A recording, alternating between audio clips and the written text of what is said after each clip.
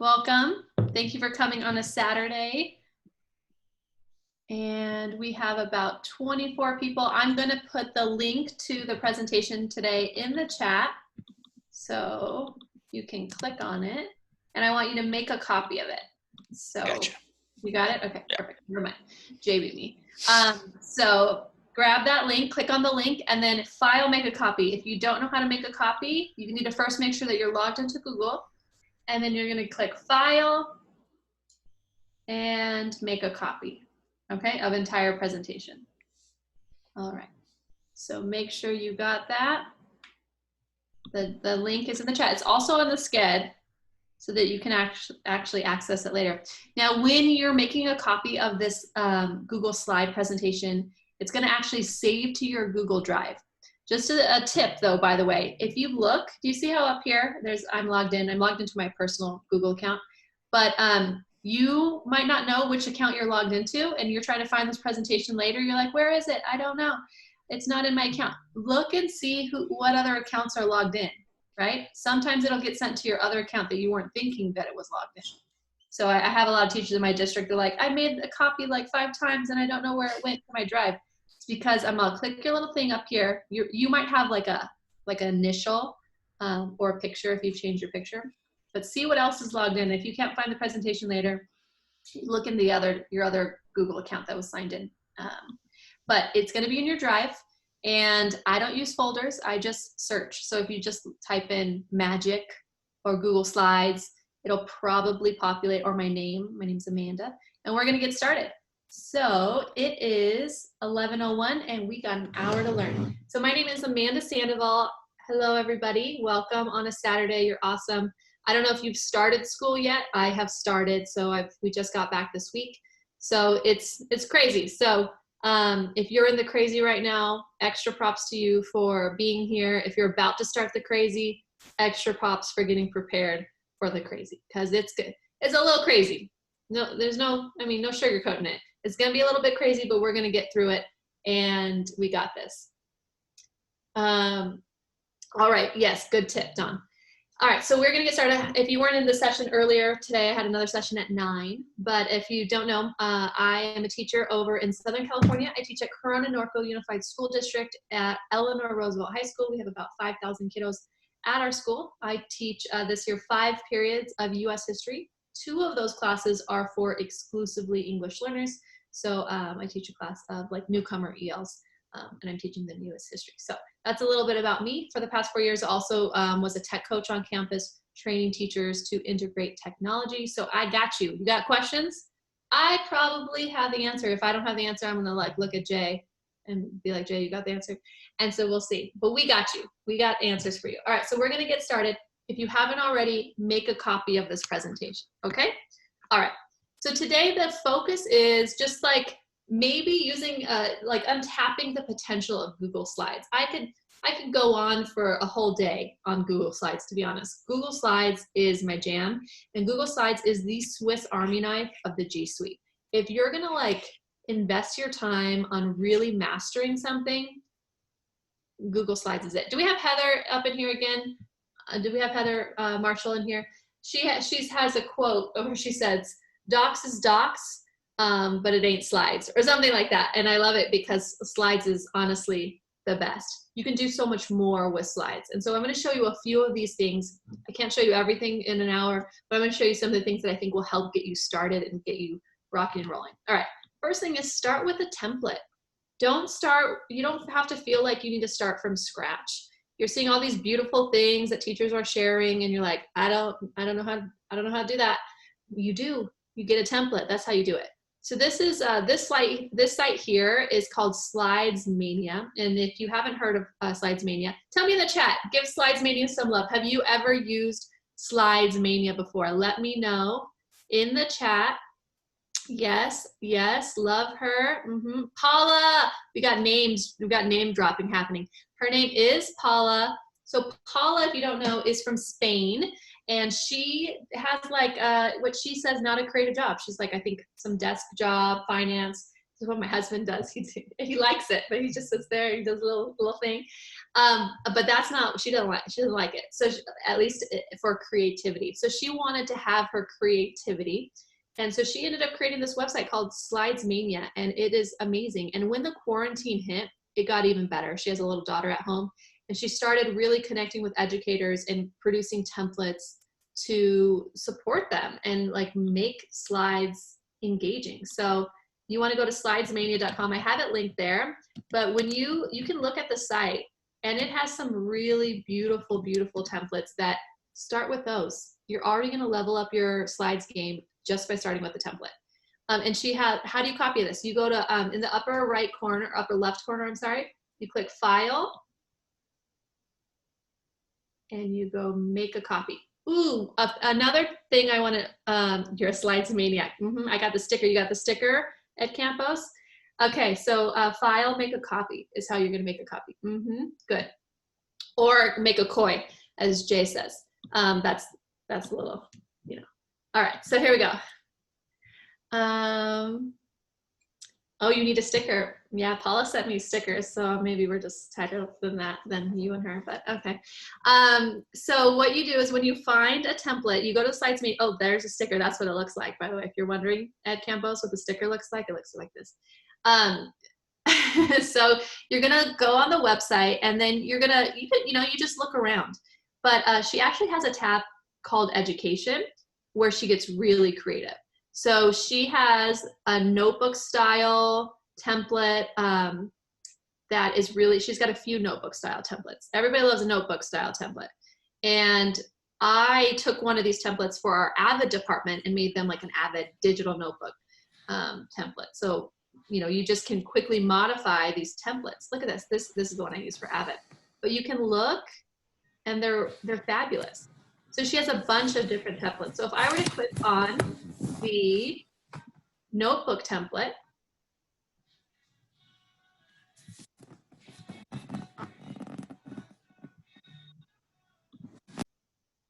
I'm gonna mute you. Okay. So if I were to click on the notebook template, what you do is you click on it, and then you scroll down. You can buy Paula coffee, by the way. I bought her 3. You scroll down, and then when you find where are you at? You're gonna see where it says it'll let you make a PowerPoint template. If you're a Microsoft district, you can make a PowerPoint template. But we're probably, a lot of you are Google. So you would click Open in Slides, and then when it opens, it's gonna have up in the upper right corner a little blue button that says Use Template. Now you have to be logged in order to snag that template. Even if you're making a presentation of this, even if you make a copy of this presentation, you need to make sure you're logged into Google. But you just click this blue button, Use Template, and it would make a copy to your Google Drive. All right? So that's how you steal a template. But look at the site. She's got lots of different things, and they're really great. And buy her coffee. She deserves a coffee. So, but like, for example, we got littles. We got people that teach littles up in here. She made this Slides Mania one, Lego one. And so the concept behind it, she said, was for like math manipulatives. So there's that, there's choice boards on here, there's game boards, so creative. And I thought I was pretty good with slides, but Paula, she's super innovative with how she's using Google Slides. So make sure to check it out. It'll save you so much time. It might even give you inspiration. The unicorn is my favorite. My class love the Lego slides. Yay, Christina. Okay, so look how cute these are. There's like a game board, there's like a challenge board. I use this one with my son, like for like a getting to know me for his class. And then she also has a tab over here. It's by EDU, for EDU, and these are other educators who are designing their own templates, and like, here, Paula, put them on your site. And so you can kind of look over here and see some of the templates that people have added on the site as well. So Slides Mania, start with the template, especially if you're just starting out. Let's see. All right, now I'm gonna close out. There's other template sites that you might want to think about, and have your students. Do you have your students make project presentations and things like that, or make their own things? You tell them to go to this, use a template too. In my district, I don't know why I need to have them fix it, but Slides Mania is actually blocked at my district. I don't know. They don't like Paula. So what I have them use is Slides Carnival. I have it linked in the speaker notes. So Slides Carnival isn't blocked in my district. So just kind of if for some reason, you know, districts block certain, I know, Christina, I know. So some districts block certain things for we don't even know sometimes. But so make sure you have a backup. What? Why are they hating on Paula? I need to make sure I follow up with IT on that. So Slides Carnival isn't blocked for me. So they have templates for kiddos. Like I'm not blocked for Slides Mania, but my kiddos are.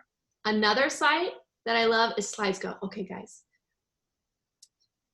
When I use another template site though, I kind of feel like I'm cheating on Paula because I feel like we connected. And I finally confessed to Paula that I use Slides Go, and it went messy. It was messy. So she has beef with this other site, and so it got a little messy, but she's understanding. But I was like, oh, like I tweeted about Slides Go, and she's like, I don't like them. I was like, oh, I'm sorry.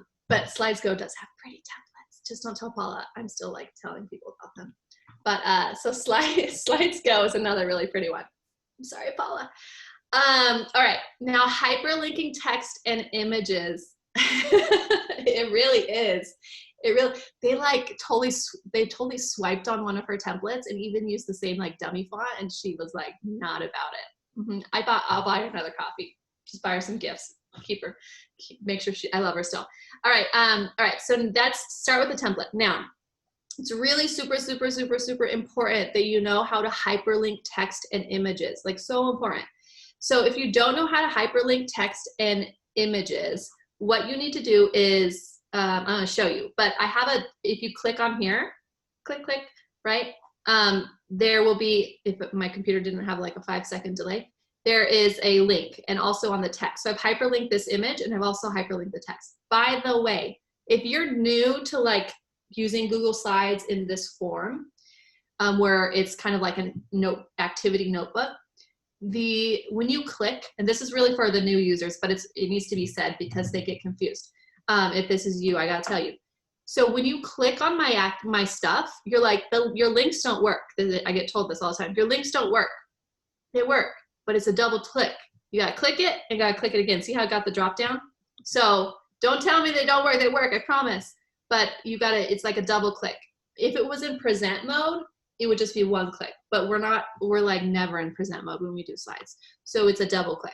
Okay, now what this will take you to, I'm not gonna play it for you, is a video of me showing you how to upload things to your Google Drive, right? What is a Google Drive? You're gonna find out if you don't know.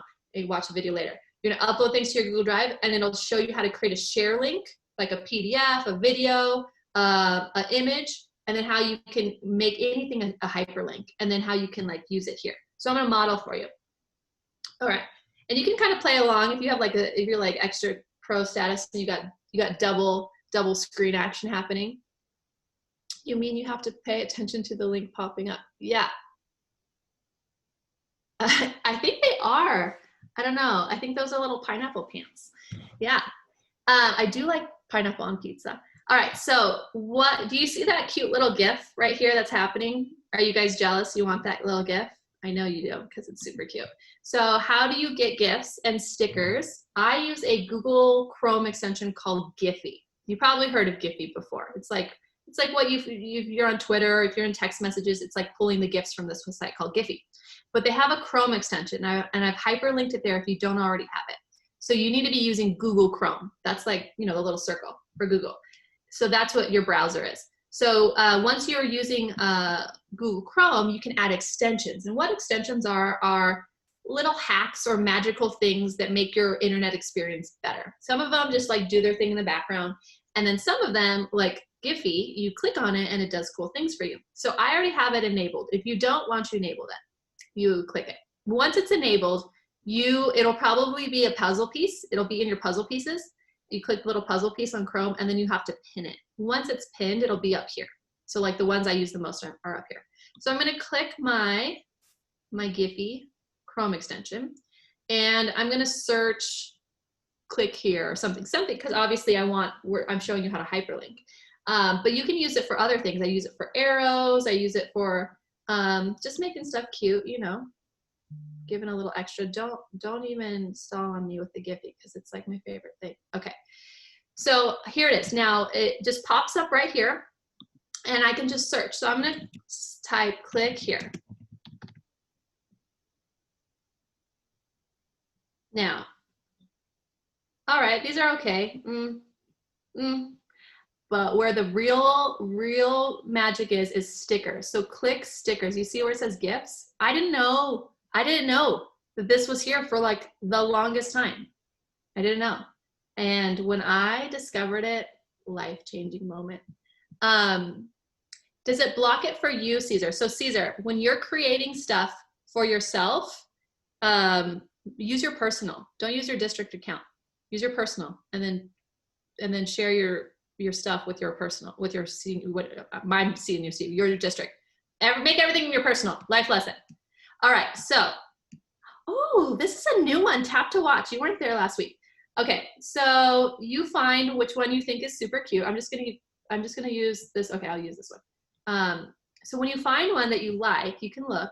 I love the look of stickers where it doesn't have a background, and it's just, I just love when there's not a background. It just looks so nice. So I'm gonna use this one that says tap here. So when you find one you like, you click on it and you drag it over, right? And then you release.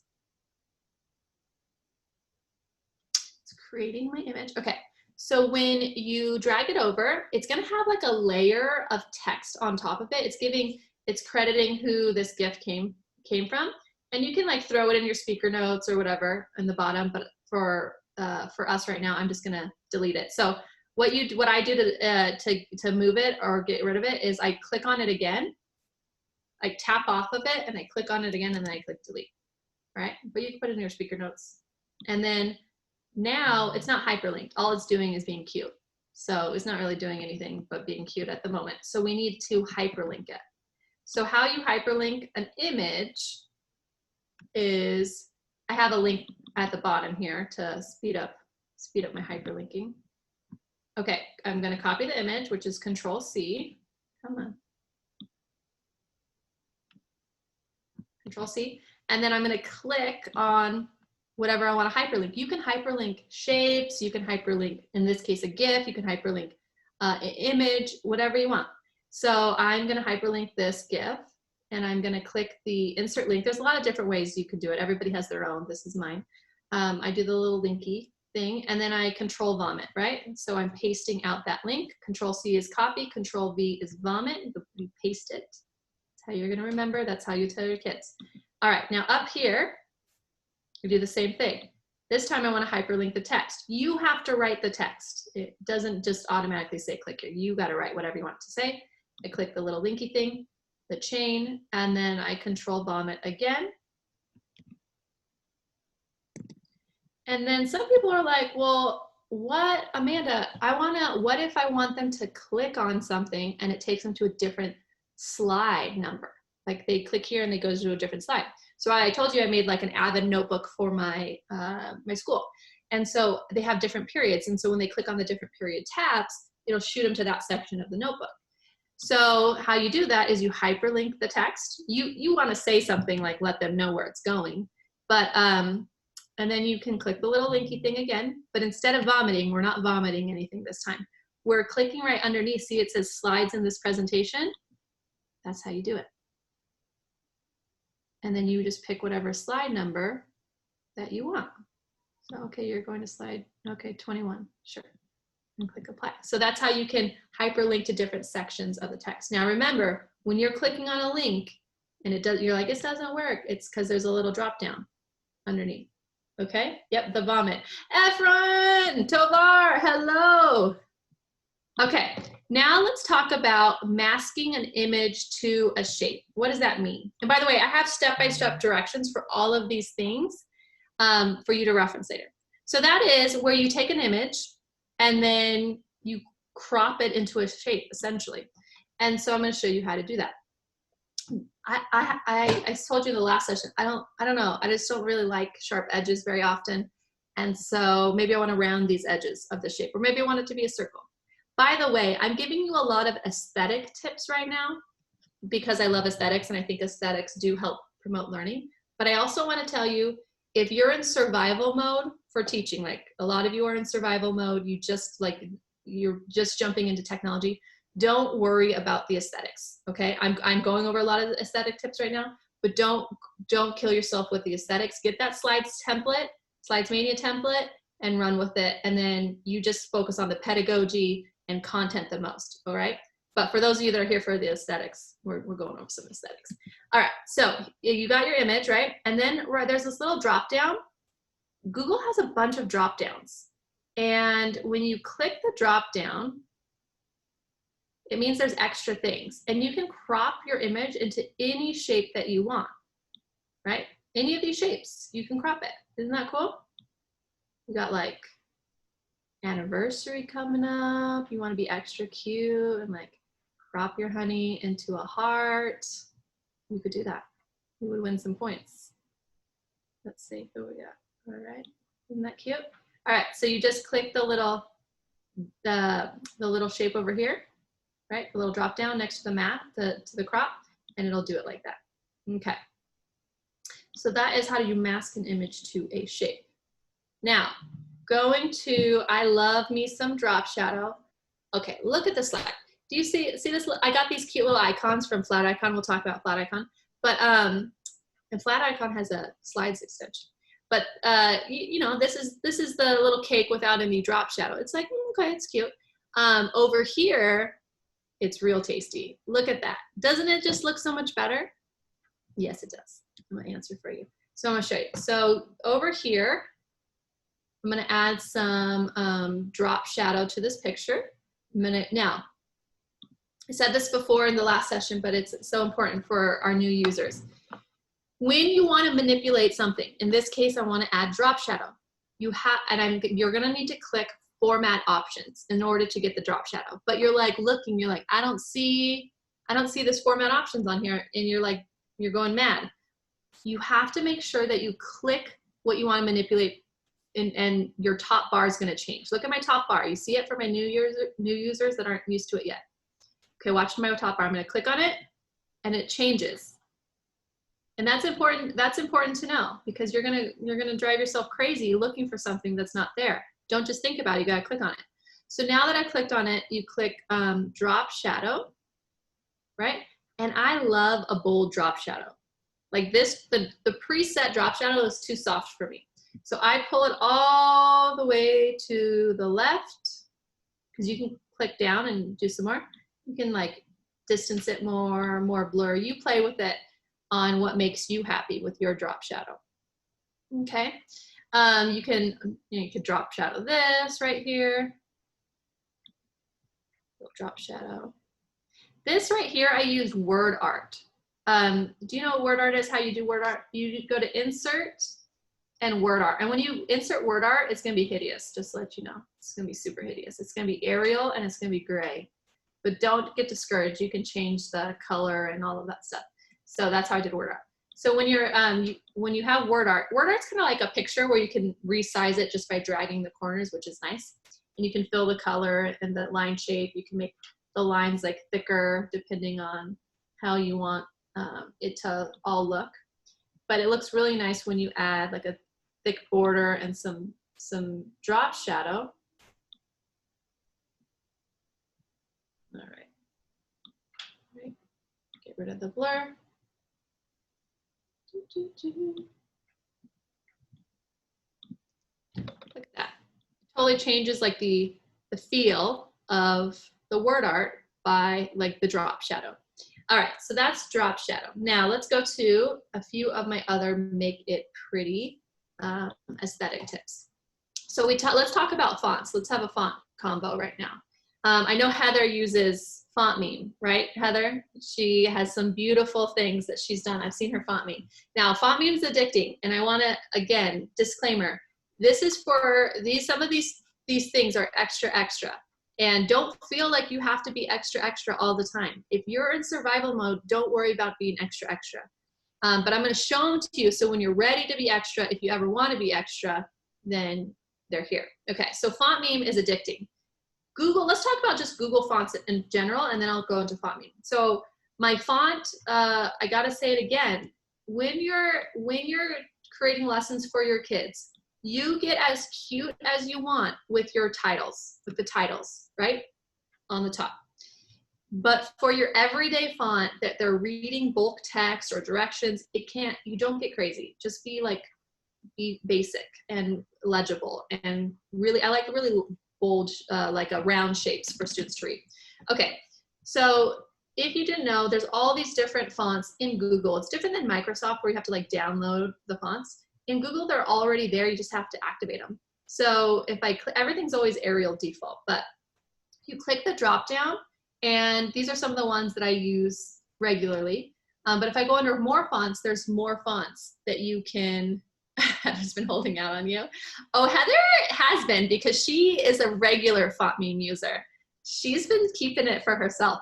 So under here, you can actually sort fonts by like display. If you want to like a title font, display font is usually a bolder font, which are really nice for display.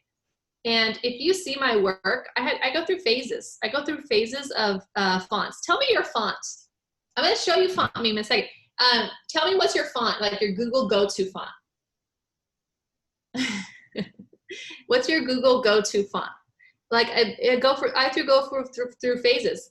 I went through like a bangers phase one time. That sounds like inappropriate, but I went through a bangers phase one time. I really love like Oswald. Somebody turned me on to Happy Monkey, I said a few weeks ago, and I like it. Yes. Yeah, so you search for the fonts that you like. So again, if you search displays, those are like bigger. Lobster 2, is there a Lobster 2? Do I only know of Lobster 1? And so anyways, this, for like the fonts that I'm telling you that are like good to read fonts are the sans serif. And there's more fonts than Google. Yes, there is. So look at the sans serifs are the fonts that I think are really legible to read. Look at this Poppins. That's a nice round font. It's Poppin. So if you like it, why isn't Oswald clicked? I don't know. That's one of my go-tos. I don't know why it's not clicked. But when you want it to be added to your list of regulars, you just click it. Okay, now let's talk about font meme, because font meme's extra. Font meme, I know. So font meme, again, just get ready. So font meme is, you can search fonts, and what it is, you're only using these for title fonts. But it really gives like a special effect. So my colleague, Carrie Smith, shout out to @Noise_English, spelled no yes English on Twitter. So my pal Carrie, she has this Frozen lesson that she did. It was all about like theme for, and they analyzed the song Let It Go. She's an English teacher. And so she needed, of course, some Frozen font to go with her Frozen lesson. She's got to commit to the theme. She can't just go half-hearted theme. And so look at this. Look at this. You can search like Stranger Things. You can search like Mandalorian font, all of these things. So I can type in, I love fonts, right? Generate. Come on, does that not look Frozen? Okay, now I'm gonna, and you can do like other little effects and things. So I'm gonna put this over here. You're gonna spend time. There's Indiana Jones font, there's Harry Potter. It looks like the real deal. Now, of course, I gotta have my drop shadow. I can't just leave it without its drop shadow because it's gonna make it even extra special. Okay, now another font that I think is, yeah, and it's gonna be, I know, it's gonna be transparent. Okay, I don't even, sometimes my brain fritzes out when I think about images that have a background that doesn't need a background. Like I really like I get flustered. You see how this is like a PNG. So it's like a sticker. I love the sticker. You do not be putting things on your slides that have a background that are unnecessary. You are better than that. You don't need unnecessary white backgrounds is what I'm specifically talking about. If you have images on your things that have white backgrounds that with no purpose, you're better than that. And I'll show you how to not have that. So it's true. I really, every time I start to talk about it, I like freeze up because it like hurts my heart so bad that I'm like, oh, I like can't have it. Okay, so another font, like I'm just gonna show you some fonts because they're just so fun, but you explore the site. Whoop-Ass is a cute font. And if you're feeling a little feisty that day, you can use that one. But so this one, and I want to show you how you can have different effects on it. So like if I were to write, I'll leave it there. But so you can kind of play with the styles and see, you know, what they do. I'll pick this one and I'll click generate. Oh, one other thing that is really important for me to tell you. Hold on.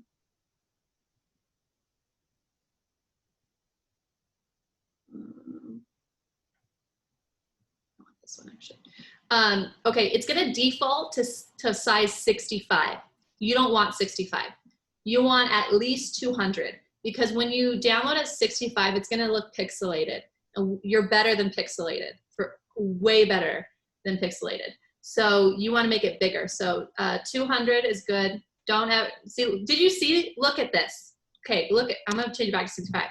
Look at the 65, trash. Yeah? 200. If you see a lot of my work lately, I've also my go-to font that I've been using. It's like a cursive-y, like a kind of almost calligraphy looking font that I've been is Slowly One. She's my girl right now. All right, so this is, look at it. Is it cute? 45 is trash. It really is. You're better than pixelated.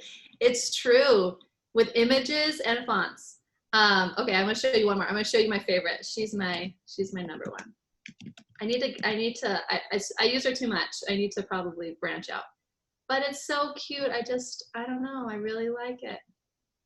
Slowly One. But you can search. You search and find what you want. And how, like, you can search for like movie fonts by typing in Harry Potter and do things like that. You can also click font collections, and this is how I found Slowly One.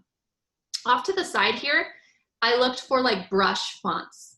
Like you can click brush and then you can find handwriting fonts. So this might be where you want to like, you kind of know what the vibe is, but you don't know what you're looking for. So go here. Yeah, exactly. All right, so that is font meme. You're gonna spend, again, if you're in I just gotta keep saying, if you're in survival mode, just ignore me right now. You don't touch font meme if you're in survival mode, and it's okay. You don't have to. You're doing Slides Mania, and you're getting up and running. Okay. All right. Now, no white boxes. Speaking of that, let's go to remove BG. So remove.bg is a website that allows you to upload images and remove the background. They could be images of you, they could be images of whatever you want. And you can have the images saved on your computer, or you can get a URL. Do you know how to take a URL from like Google? An image URL? I'll show you. Okay. So what should I look up?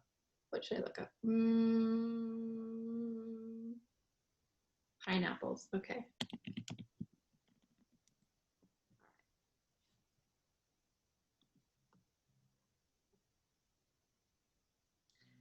Okay, so I'm gonna take these pineapples and I wanna remove the background from them. So I'm gonna click on, I'm going to right click on the image, the thumbnail, and I'm gonna click copy image address. And so that's gonna give me the URL of it. I'm then gonna go over to remove BG, and I'm going to paste the URL here. And it's gonna do its magic. And it's gonna be a PNG. So PNGs are transparent images. Isn't that cool? When you're in Chrome, by the way, it's gonna download to your bottom Chrome bar, which is nice because then you can just go boop and throw it up there like that. You don't have to like search for it. Another site, it's gonna load, I promise. It's just delayed. Another site that's from the same creators as Remove BG is I just forgot it. Help me out. Unscreen, thank you. Unscreen.com. And so you can upload a picture So what I did is I uploaded a video. You upload a video, make a little quick video of you waving or being like weird, or you can find a GIF even, and it'll remove your background. So you can upload a video and it'll turn it into a GIF and remove the background. So I'm gonna just search a GIF to be quick, but, all right, look at this. I'm gonna take Dumbo because that's cute. And it's gonna still be a GIF, but it's gonna remove the background. I know. Okay, Maggie. So I'm doing it with a GIF because you can search GIFs in here, but you could put a picture of yourself, like a video. Like you could take a little video of your phone, and then you upload it, and it'll turn it into a GIF. And with the background, it'll be a sticker. Yes. Mm-hmm. Yeah, you do that. All right, I'll show you. All right. Did my other one not load? Oh, there's the pineapples. Did I load this one? It'll take a second. There we go. Look it removed it with unscreen. Yes, with unscreen. So you just take a video on your phone, right? And you're like waving or whatever, something short. And then you upload it to unscreen, right? The video, and the video is gonna remove the background from the video and make it a GIF at the same time. Yeah, I did. Yeah, it is. I agree. Yes. Your brain hurts. Okay, so those are a few tips of those. Also, I won't get into colors, but there's some color things.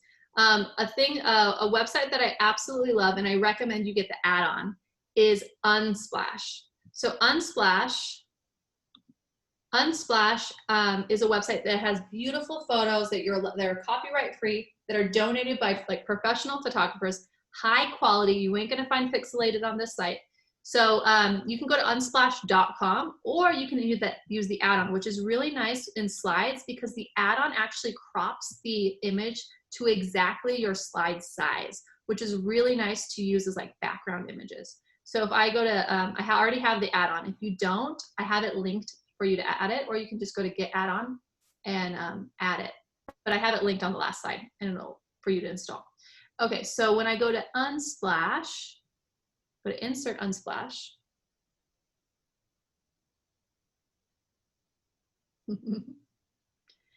And I'll wait for this. Oh, okay. So tell me something to search. It's not going to have like, it's like professional photographers donating pictures. So it's not going to have like Tupac, which I know, maybe it might, I don't know. Okay, sunset. Let's just write sunset. They for sure have sunset.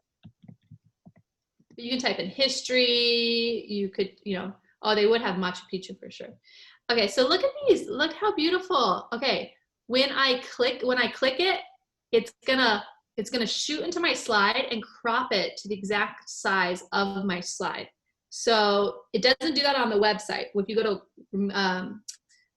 what is this web? Unsplash.com, you have to copy and paste it over. But look at it, cropped it to the size. And then if you're putting this as your background, you want to go to Arrange, Order, Send to Back. Yeah, so I did a add-on. So under add-ons, I go to get add-ons, but I also have it linked on the previous slide. And then you can search, you would click that and you could search Unsplash. And once it's enabled, once the add-on's enabled, you'd find it here. So these are the add-ons I have. And then you would just click here and it opened the little panel in the side, in slides. Now, it is. Now, here's another tip. When I like to have like background images and slides, but I also want to make sure that my text is really clear for the kids. So like for me, for this specific slide, I would probably have this text white, but I might, to make it really pop, the text really pop so it's really legible and clear for my students, I would probably make this slide darker. Some people like to soften, like to make it transparent. I do the opposite. I think it looks better when you have the background darker and the font lighter, but you do you. Some people like to have like a little soft water shadow background and then like a dark font. I personally like a white font and like a darker background.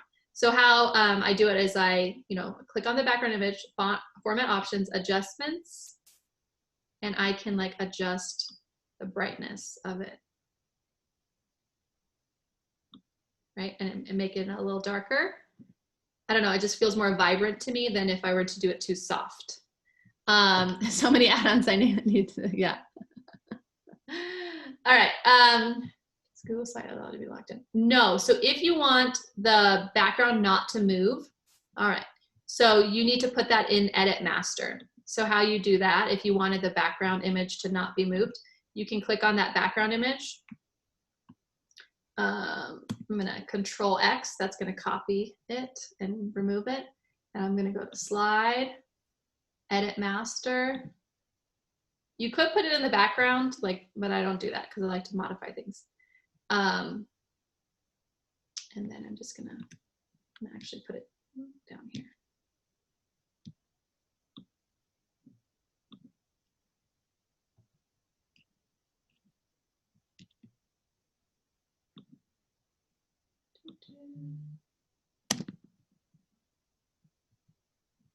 I just don't know if any of those slides are connected to something, so I'm putting it at the very end, making it a new slide.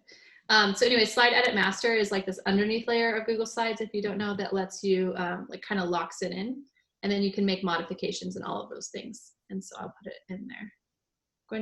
I'm going to have to rewatch the sessions. So what were you going to say about the white spaces? Oh, what do you mean, like white text boxes? What do you mean? Hold on, let me put my background. Yeah. Oh, have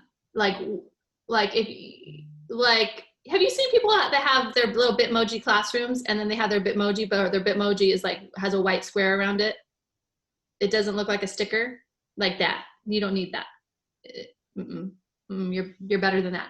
By the way, they're doing that because they're not using the Bitmoji Chrome extension, which you should be. But also, you don't need a Bitmoji classroom. That's a whole nother story, but we won't get in there. Okay. That's a whole nother story. All right, but here we go is that. Now, let's see what else we got in here. Oh, flat icon. Okay. You also don't need that 1995 pixelated clip art. You don't need it because you don't. And there's another add-on that you can get. It's called Flat Icon. It's way prettier. It's gonna have like that PNG type feel. So I have it already installed on mine. And I'm gonna click start. And I can, it'll open up the panel on the side. Yeah, that's right. Good tip. Only thing you need from 1995 is hip hop. Okay. Hold on. I'm putting my Grubhub order in while we're in the middle of the session. Okay, good. Now it's gonna be here on the time when we're done. Okay, so you can just search. So tell me something to search. Flat icon, yes. You can go to the website too, right? Or I'll put music because Ed is a music person. Okay, so all of these icons, look, are things that you can use. Now, if there's an icon that has a crown on it, it's like a premium. Now, I'm so extra that I actually do pay for the premium, but you don't need it. Like the majority of them, you don't like some of them are boo-boo. Like look at this. Look at this one has a crown. It's like, why would I even use you? I wouldn't pay for you, right? Although I do pay for all of them. But you can find, look at, they're all so cute. Find one that you like for music. Let's see. And this one's kind of fun. All right, so, but you can, there's like 528. So you find one that you like and you just click, oh, the little shoe, the dancing. Okay, and you just click insert. You can also choose the, if you want the size to be bigger. Remember, if you're gonna enlarge it, you don't want to be pixelated, so make sure it's a bigger thing.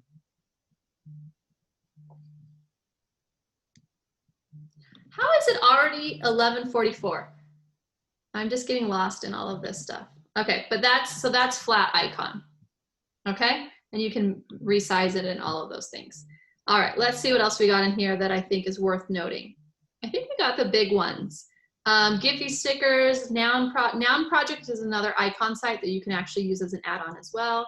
We got Remove BG. All right, so those are the big ones. Okay, I want to talk about audio because I think audio is a really big deal, especially for remote learning. I don't know what your district's doing, but we're completely remote right now. And even though we're not going to be with our kids in the amount of time that we normally are, that doesn't, and you're providing probably a lot of asynchronous activities as well, that doesn't mean that you still can't be there with your kids and guiding them. And I think audio is a way to do that. So there's a few extensions that you can use to help with audio. So one of them is called Mote. Now Mote kind of pissed me off, I'm not gonna lie, because I've been promoting Mote for my district, doing a bunch of district trainings, and then Mote last week tried to come out with some pricing. They updated their pricing though, and so now basically what it is, but it might be worth buying because it's like $40 for a year, but you get 30 seconds of audio, but it's really helpful for Google Classroom especially, but it'll allow you to leave comments on your slides and things like that, but I actually use it the most for Google Classroom. So in Google Classroom, I'll show you what it looks like. So where's my thing? So in Google Classroom, you know, anywhere where you can leave private comments in Google Classroom, you can leave an audio comment. And if you pay for the subscription, it actually transcribes your comments, which is really helpful for my ELs. And if the transcription gets a little wonky, then you can edit the transcription. Like my friend, Stacy Young, she tweeted out like on Flipgrid, it added the captions and said she has a big butt. So she was able to go back and edit the captions. But how Mote works, it's a Chrome extension. And so I have them hyperlinked here. So you can add it here. And there's also a second extension you need. There's a video of me explaining how it works. But you click, it works with comments. For here, it works in slide comments. If you're on a doc, it works in doc comments. But I use it the most in Google Classroom private comments for individual kids, because it allows me just to click a button and then I'm able to leave a comment. So when you, in Google Classroom now, once you have the extension enabled or on slides or docs, when you add a comment, look how it has this little purple button. You see it? You just click the button. All right, so for this slide, what I want you to do is I want you to click the link, read the Quizlet information, and then do the drag and drop. Make sure to check your answers at the end using the hyperlink in the speaker notes, whatever your thing is, or you could be explaining something, right? So it's gonna actually add a little, it's gonna add like a little play button right there. And it's gonna actually transcribe it if you have and if it looks weird like this, then you can go back and edit it. Can students they don't need the extension. They don't need the extension, only the teacher does. So I don't use it so much in slides itself, even though it's cool, because it is cool, but because in slides, if you were to create an activity with extra little nuggets on the side of audio, you have to have a second Chrome extension, which is called Copy Comments to Classroom, because when you push out your assignments to students with comments and they each get their own copy, your comments dissolve, they just disappear.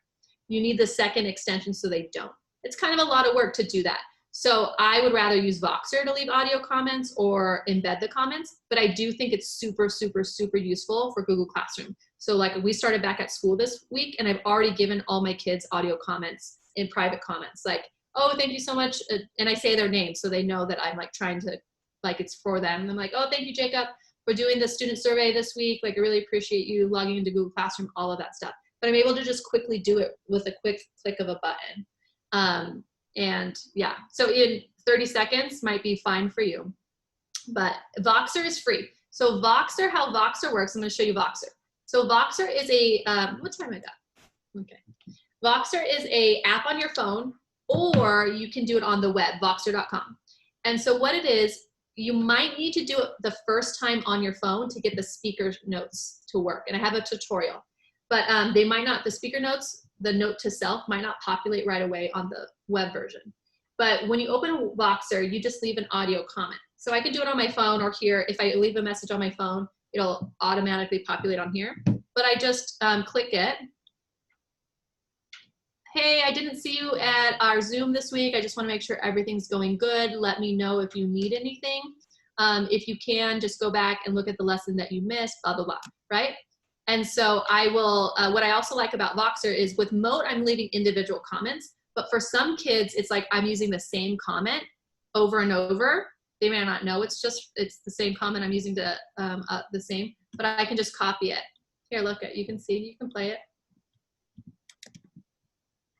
So, and I will just like link that into slides, right? So when you get it, when you make your audio, you just click the share message and then you copy that link. And then I put that in the private message, or I put that in Google Slides itself for them to listen. Sometimes I actually lecture to them and I make them listen to the vocabulary and they have to type in what the vocabulary is. I'm using Voxer on the web right now, yes. So this is the web version of Voxer. So you can use the phone or you can do it on the web. If I like to sometimes record on my phone, but have the, I don't know, I just like to push the button on my phone better. Doesn't really matter, but, and then whatever, like if I were to, oh, I can't do it right now. But if I were to do it, then it would automatically start like being up here at the same time. All right, so that's Voxer. Now, there's other ways you can also add audio. Voxer is honestly the easiest for me. I'm all about like, I'm doing so many things that I got to do what's the easiest. So like Mote, comments in classroom are the easiest for me. Like boop, boop, boop, boop, boop, boop. Voxer to add audio into slides is the easiest for me. But if you want to be extra and super good, then you can actually insert audio directly into slides. It's a little bit more work because you have to put this, the audio into your Google Drive, make sure it's shared right, and then you go to insert audio, and then you would pull the audio from your drive. Once it's pulled, it actually plays really nicely. So if you teach littles or SPED, it's really helpful to not have so many tabs because Voxer will open in a new tab. Whereas if you embed 2 Google Slides audio pro tips. The first, right? You can change the little icon, by the way. It tells you how to do it. You right click and change the icon. But if you don't know how to get audio into your drive, I have a few tutorials. But you can do audio on your speaker, on your like audio notes, and like send it to your drive. You can use Screencastify, allows you to download as audio. World language teachers in my district use SpeakPipe. So it doesn't matter how, it doesn't matter how you get the audio. The benefit to using Voxer for me is less steps and really quick on the fly. Whereas if I'm creating audio, I have to like do the Screencastify, download the audio, put the audio back into Drive, make it a shareable link, then go back into slides, import audio. Too many steps, too many clicks. Less clicks, the better.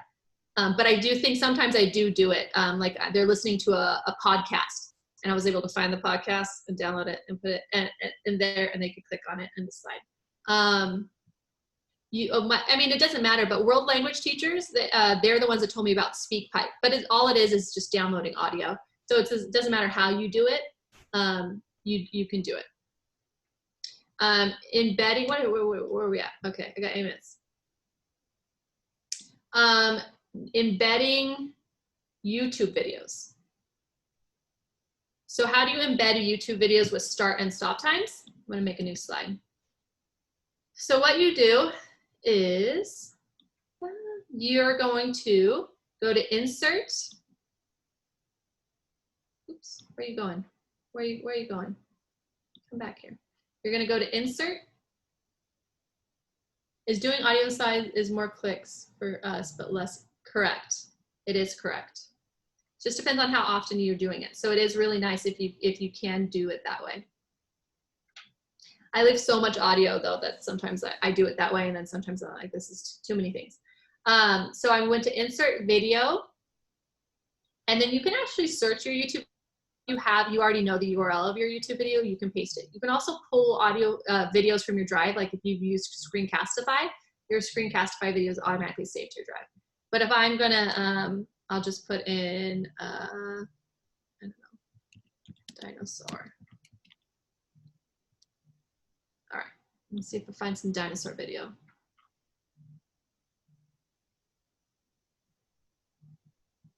Sure. Okay, so you just click on it. You have to click on the thumbnail and then you click select. Now, if you already knew the URL of YouTube, you can just copy it from the URL bar, it's fine, and paste it in, or you can actually search from it here. Now, when it shoots into your slide, you can actually customize start and stop times. It's gonna actually open up this format options panel to the right. If it doesn't, like you're coming back to edit it and it's not there, make sure you click on the video, click format options and come back. Now you can actually create certain start and stop times. So if you have this video, but you only want it to start on like 5 minutes in, you can totally do that. So I'll be like, okay, we want you to start at 2 minutes and we want you to stop at 5 minutes. You can actually play the video from the thumbnail too, which is helpful because then you can, like while it's playing, right? While it's playing, you're like, okay, this is the scene. All right, this is the scene I wanted to start at. You can click use time and it'll shoot it to whatever time that is to be that certain stop and start time. All right, so then when the students click on the video, it'll actually play directly at that time. It also won't have ads. Here's the thing though, it's still, students still would be able to click if they wanted to any section of the video. It just, if they click the play button, it'll start and stop at that time, if that makes sense. But they could force move it to any section of, see how it started exactly at 2 minutes? All right. So that is, all right, so that is that. Now, 5 minutes, I want to just give you a few other nuggets to take away. Use the gray area. That's the area on the sides of slides because we're never using Google Slides, at least I don't, as in present mode. I use it almost as digital notebooks. You don't have to, you can use these extra areas like the speaker notes and the sides to give extra directions and extra helpful links and things like that. Here are some EDU protocol templates that might help you. They're already activities ready to go in slides. So click that and I have more templates and resources here for you. You would give each kid their own copy of it. Also, there's even more things in here. All of these are hyperlinked to different templates and there's even more templates here.